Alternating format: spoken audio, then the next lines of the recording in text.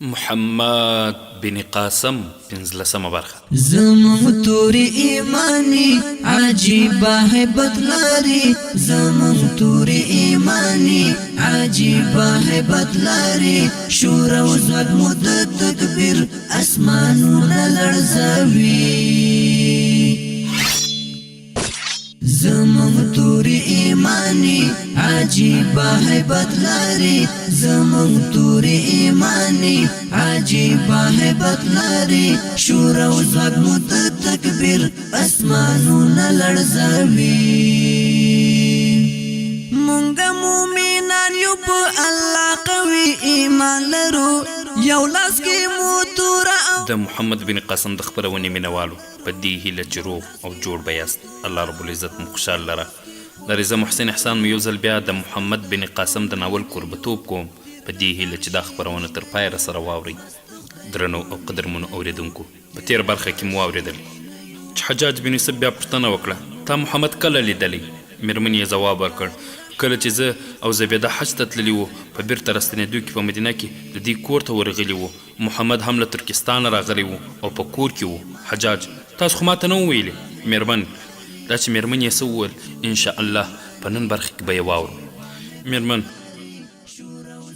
موږ ته د ده مور وویل چې غلي اوسو او موږ په دې ویرېدو چې په تا به هم بده ولګېږي. حجاج: نو هغوی تر اوسه زما ګناه نه ده بخښلې؟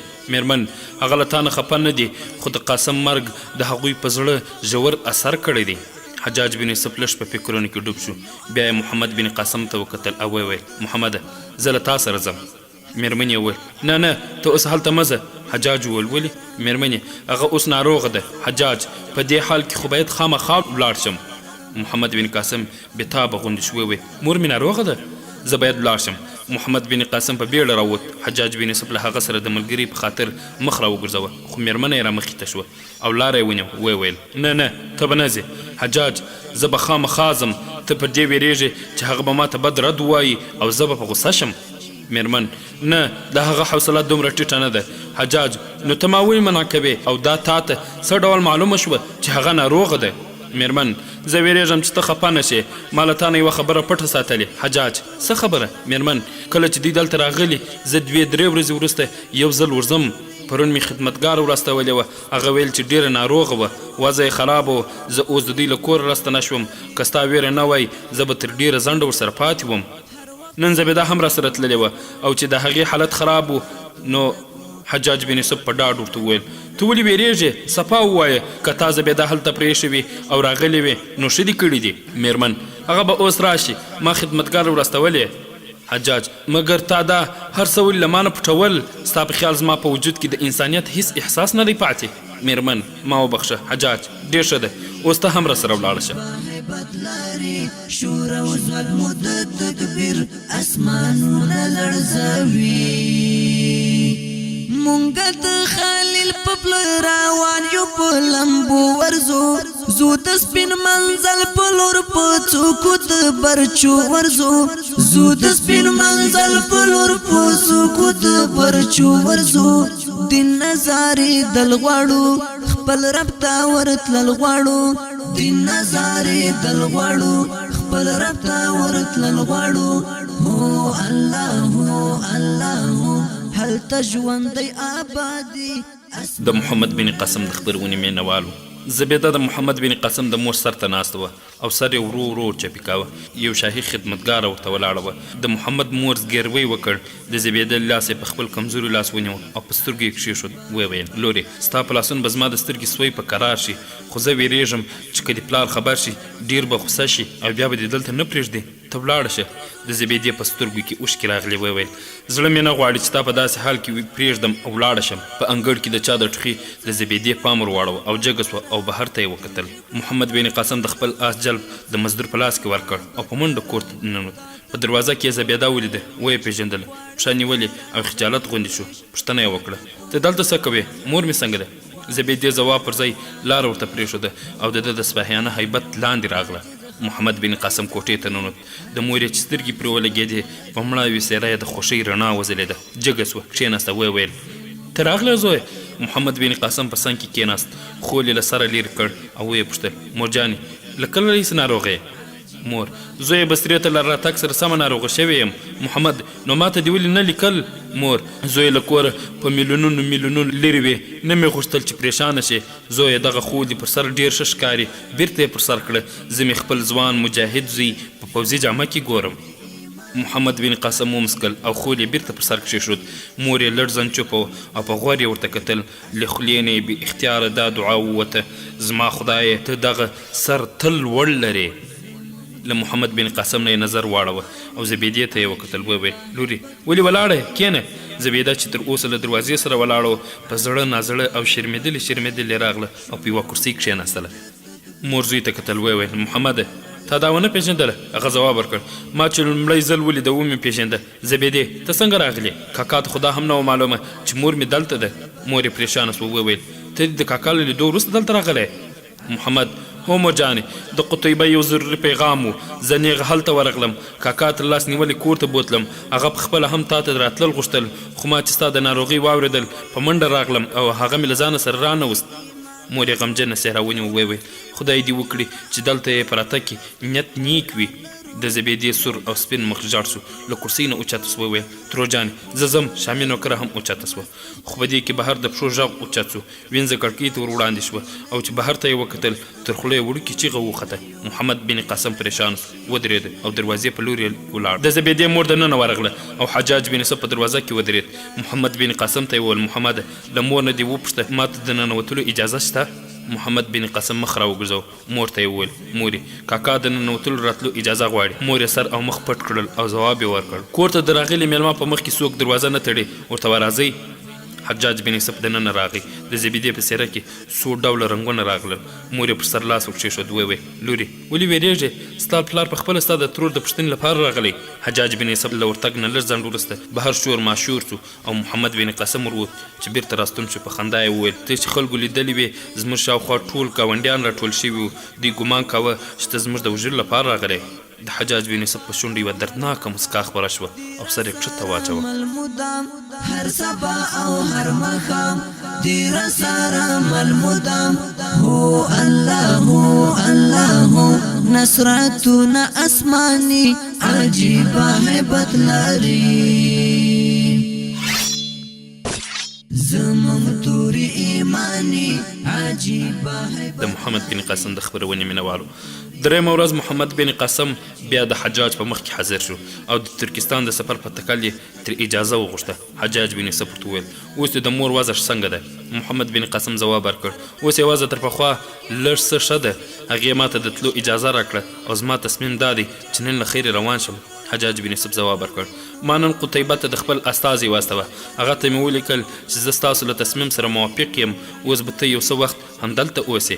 محمد بن قاسم: خو زما تګ هلته ضروري دی، ما له قتیبه سره وعده کړې وه چې زر تر زره به راستنېږم. حجاج ځواب ورکړ: خو دلته ما ته ستا زیات ضرورت دی، زما په اوږو یو دروند پیټی دی، ته زما ملګرتیا کولی شي، زه یوازې د هر محاذ سار نشم کولی. پر دې سربیره ستا په باب ما د خلافت دربار ته لیک استولی، امکان لري ته هلته د پوځي مشاور په منصب مقرر شي. ابن قاسم: په دمشق کې خو زما نه زیات تجربه کار خلک شته، زه نه غواړم چې د خلافت په دربار کې ستا له اثر او رسوخ څخه ناوړه ګټه واخلم. تر اوسه ما ته د ډېرې زده کړې ضرورت دی، ما ته د ترکستان د سفر اجازه راکړه. حجاج: محمد ستا اټکل غلط دی، که ته د وراره پر ځای زما زوی وای نو هم ما به دې بې ځایه پلوي نه کوله. زما باور دی چې تر لویو نه لوی مسؤلیتونه ترسره کولی شي. دا هسې تصادف دی چې ته زما وراره یې. وړمه ورځ چې تا پر ما کوم اثر غورځولی، که ته زما هیڅ نه کېدلی، هم ما به ستا په باب همدغه تصمیم نیولو. قتیبه په خپله هم د زیات صلاحیت او استعداد خاوند دی، هغه له تا نه پرته هم کار کولی شي. ته د جګړې د ډګر پر ځای په دمشق او یا بصره کې زیات مؤثر او له هغه سره ښه مرسته کولی شي. ته زلمی یې او هغه زلمیان چې د بوډاګانو په اواز غوږونه ګروي ستا په غږ راټولیږي. د قتیبه ستر ملاتړ دا دی چې ته له بصرې او یا دمشق نه هغه ته نوي پوځیان ور واستوې. پر بل محاذ زموږ پوځونه تر لویدیځ افریقا پورې رسېدلي، امکان لري موسی بن نصیر یو ورځ له سمندر نه پورې ووځي او په هسپانیا حمله وکړي. هغه وخت به موږ ته لویدیځ محاذ تر ترکستان هم مهم وي، ځکه خو د خلافت له دربار زما لیک تر ځواب پورې ته دلته پاتې شه. هو ستا ماما له کوپې نه راغلی که نه؟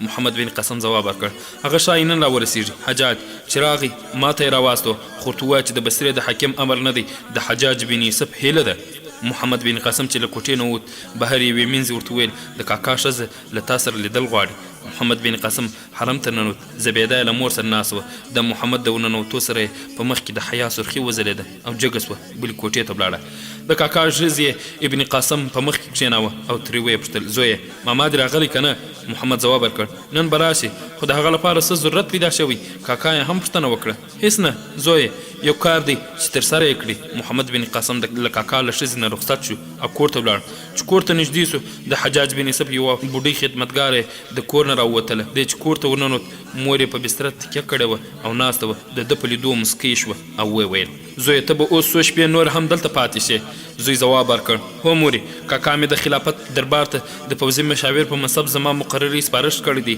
د هغه تر ځواب پورې باید دلته پاتې شم مور زویه حجاج تر اوسه په هیڅ چا نه و مهربانه شوی خو ته ډېر نیکمرغه یې محمد مګر مورې زه په خپلو ښو درېدل غواړم که زه دمشق ته ولاړم او ومې لیدل زه د دې منصب وړ نه یم پخپله یې پرېږدم او راځم زه ویرېږم چې هلته به مشران خلک په ما پورې خاندي او ټول به وایي چې له ما سره یې ځانګړی مرعت شوی دی مور زویه په حجاج کې ډېرې کمزورۍ دي خو د دې ترڅنګ یوه شګړه دا ضرور لري چې د منصب په ویش کې غلطي نه کوي ما هم نه غوښتل له زوی سره مې ځانګړی مراعات وشي خو که له ده سره رعیت کړی وي هم زه هیله لرم چې ته ځان د دې منصب نه هم د مهم منصب د سمبالولو لوړ ثابت کړی زه تا ته یو بل زیری اورم محمد څه مورې مور لومړی وعده وکړه چې زه څه ووایم ته به یې عملي کوې محمد مورې تر اوسه پرې ما ستا له حکم نه سرغړوی کړې مور ژوندی اوسې زویه زما دعا ده چې تر څو په اسمان لمر ستوري او سپوږمۍ ځلیږي په دنیا دې ستا نوم روښانه وي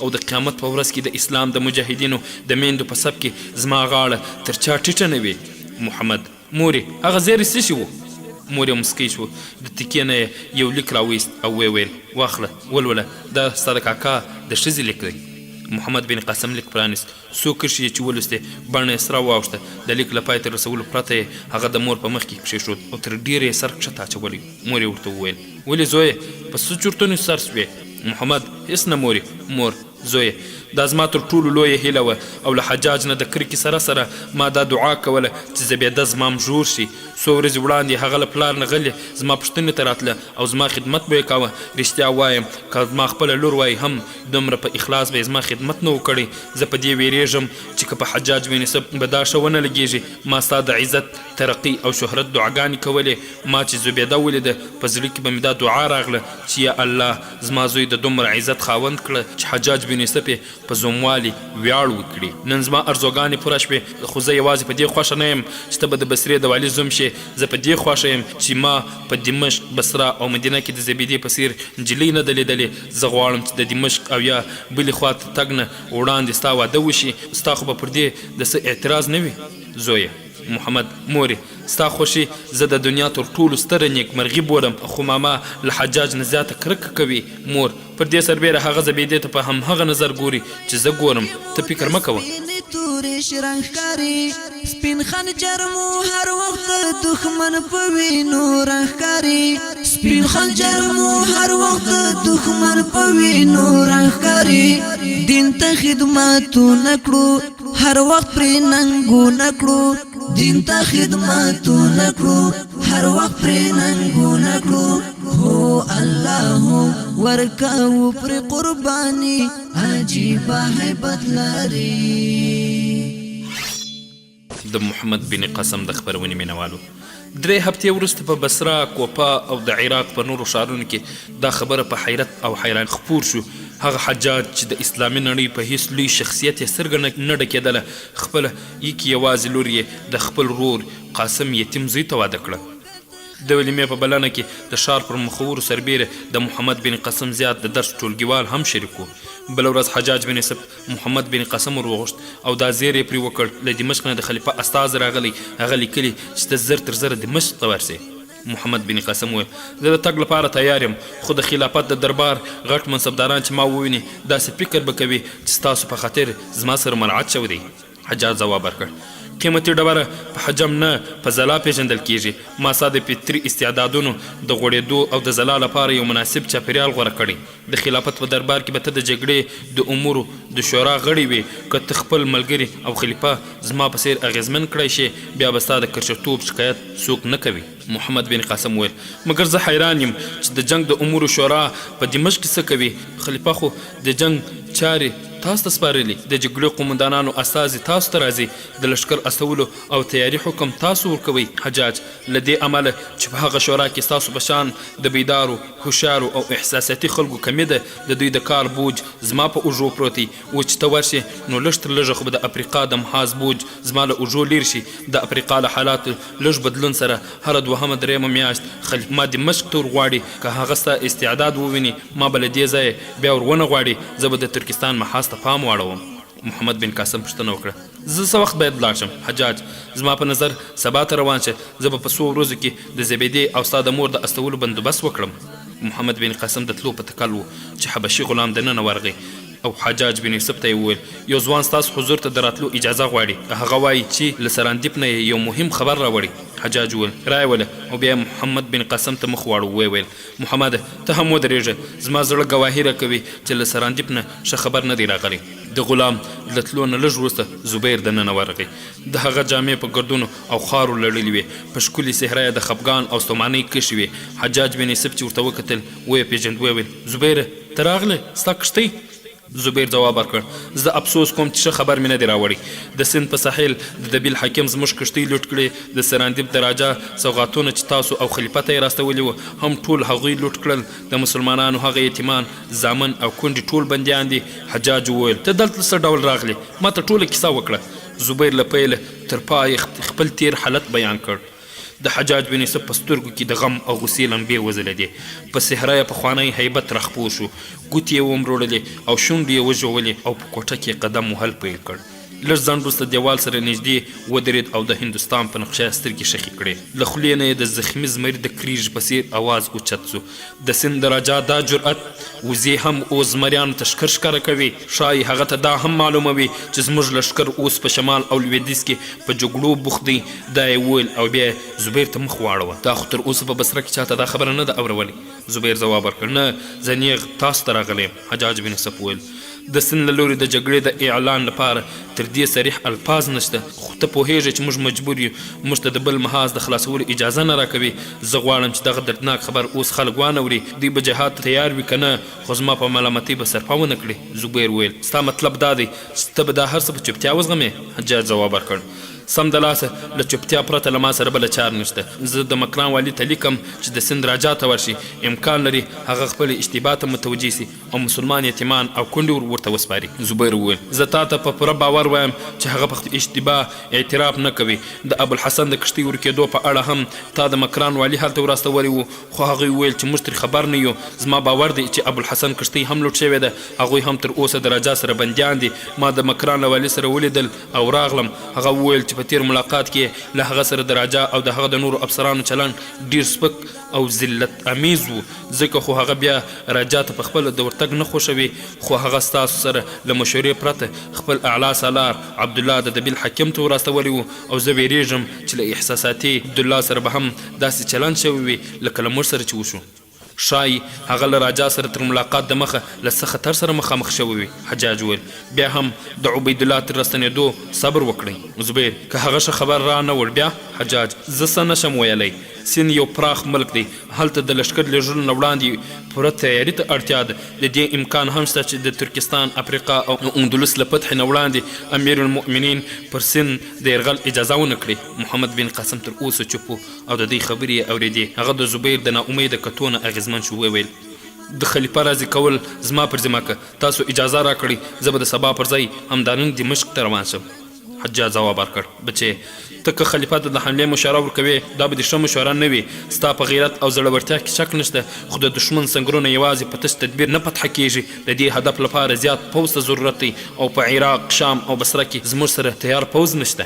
محمد بن قاسم ځواب ورکړ زه د مسلمانانو له غیرت نه مایوس نه یم داسې خبر هغه خلک هم پاروي چې آرام ژوند د جهاد له جذبې نه محروم کړي دي شای ته د خپل عمر له خلکو نه مایوس وې خو زه له زلمیانو نه یم مایوس هغه ځوانان چې تا او خلیفه سره د اختلاف پر سر ترکستان او افریقا ته د جګړې لپاره تیار نه وو شای پر مسلمانو یتیمانو د سند د راجا د داستان په اورېدو سند ته د تګ لپاره تیار شي په زرګونه مسلمانان داسې دي چې دیني جذبه یې لا ژوندۍ ده هغه مسلمانان چې تاسو ترې مایوس یې مړه نه دي ویده دي او د قوم د مظلومو یتیمانو فریاد به د اسرافیل شپېلی شي حجاج بن یوسف په ژور چورتونو کې ډوب شو زبیر موقع مناسب وبلله او یو سپین دسمال چې د ناهید لیک پرې لیکلی و له جیب راویست هغه ته یې ور وړاندې کړ وویل د ابوالحسن لور ستا په نوم په خپلو وینو یو لیک را استولی هغې ما ته وویل که د حجاج وینې سرې وې زما لیک ورکړه که نه نو بیا یې ضرورت نشته حجاج بن یوسف دسمال واخیست او په وینو لیکلی لیک یې چې څو کرښې ولوست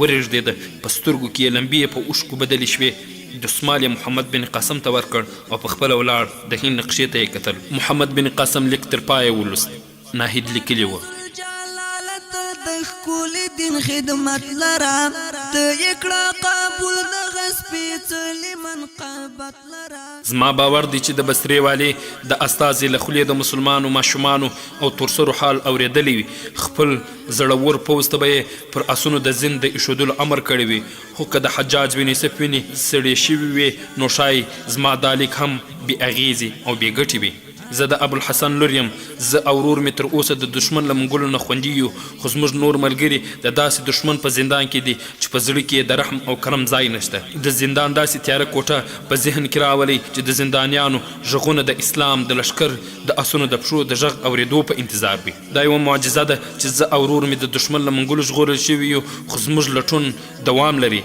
او ښایي موږ هم همداسې یوې تیارې خونې ولېږدوي او دا هم امکان لري تر زندان د مخه زما زخم ما د مرګ په خوب ویده کړي او دردناک انجام نه وژغورل شم خو په زکندن کې به زما دا ارمان په زړه پاتې شي چې هغه تون اسونه چې سپاره یې د افریقا او ترکستان په دروازو ولاړ دي د خپل قوم د مظلومو لوڼو او یتیمانو مرسته راونه رسېدل آیا دا ممکنه نه ده چې هغه تورې چې د روم او ایران د مغرورو شاهانو پر سر د تندر پر څیر راکوزې شوې د سند د مغرور راجا په وړاندې پسې شي زه له مرګه نه ویرېږم خو حجاجه که ته ژوندی وې نو د خپل غیرتي قوم د یتیمانو او کونډو مرستې راودانګه ناهید د یوه غیرتي قوم بېوسه لور محمد بن قاسم دسمال ونغښت زبیر ته یې ورکړ او حجاج بن یوسف ته یې وکتل هغه له شاوخوا نه بې پروا نقشې ته کتل محمد بن قاسم پوښتنه وکړه تاسو څه پرېکړه وکړه حجاج بن یوسف خنجر راویست څوکه یې د سند په نقشه ورشاخه کړه او ویې ویل زه د سند پر خلاف د جهاد اعلان کوم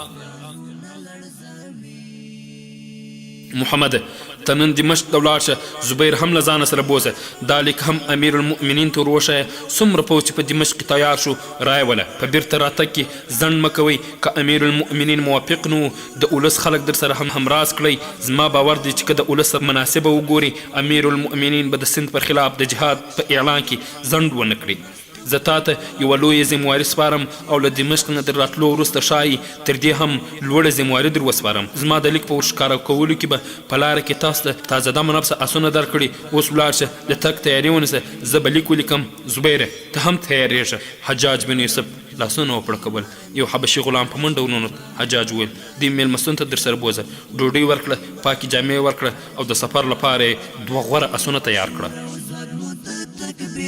اسمانونه لړزوي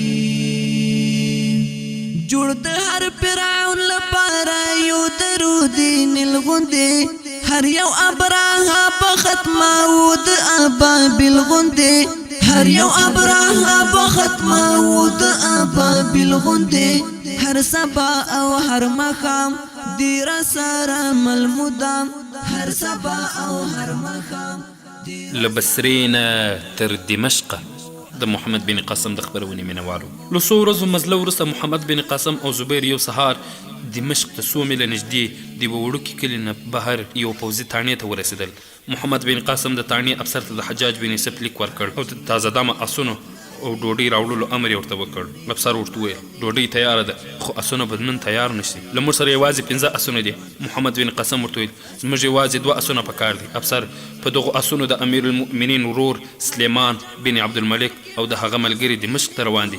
سبا ته د جنگي پنونو ننداره ده. نن ماښام باید دوی ځانونه ورسوي. زه نه د بسترې د والي له حکم سرغړوی کولی شم او نه د خلیفه ورور ناراضه کولی شم.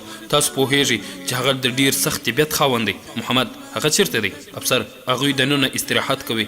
په غالب ګمان به له ماپښینه وروسته روانیږي. که ستاسو کار ډیر ضروري وي له هغه نه اجازه وغواړئ. تر ماپښینه پورې به د دوی د خپلو اسونو دمه جوړه شي. هسې هم لوی مزل په مخ کې نه لري. تاسو ډوډۍ وخورئ بیا ترې وپوښتئ. زه پخپله ستاسو په مخ کې نه درېږم. اسونه بوزئ خو زما به حساب برابر کړئ. زبیر او محمد بن قاسم د یوې ونې لاندې کښېناستل او ډوډۍ یې وخوړه او محمد دننه تلو په تکل اوچت سو. خو زبیر وویل ایا دا ضروري ده چې د سلیمان اجازه واخلو؟ دغه اسونه یوازې د پوځي ضرورت لپاره دلته ساتل شوي او سلیمان د سیل او تفریح لپاره دمشق ته ځي. هغه د پوځي ضرورتونو په وړاندې د خنډ کېدو حق نه لري. اسونه په طبیله کې دي او سلیمان تر ماپښینه پورې استراحت کوي. بیا به تر ښه ځنډه آینه مخې ته کښېږدي او له خدمتګارانو نه به د خپل ښایست صفتونه اوري. وروسته به د خپلو شعرونو په بدل کې افرینونه اوري.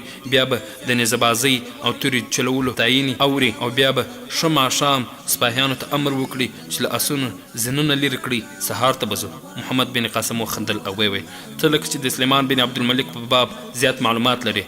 زبیر اوکې زه هغه پیژنم. په اسلامي نړۍ کې ښایي له هغه نه زیات پر ځان مین او مغرور سړی نه وي.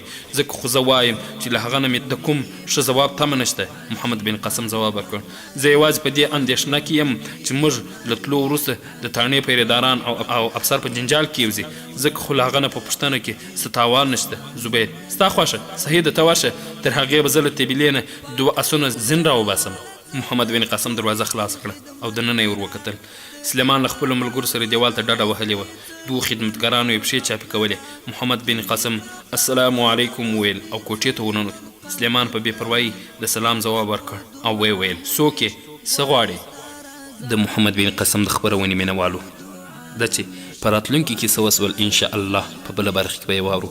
دا خپرونه ما محسن احسان چمتو او تاسو ته وړاندې کړه. در بیا چې تاسو په درانه حضور کې را حاضرېږو تاسو ټول په لوی الله جل جلاله سپارو. السلام علیکم ورحمة الله وبرکاته. عجیبه هیبت لري زمون توري ایمانی. عجیبه هیبت لري شور او زود مدد تکبیر اسمانونه لړزوي.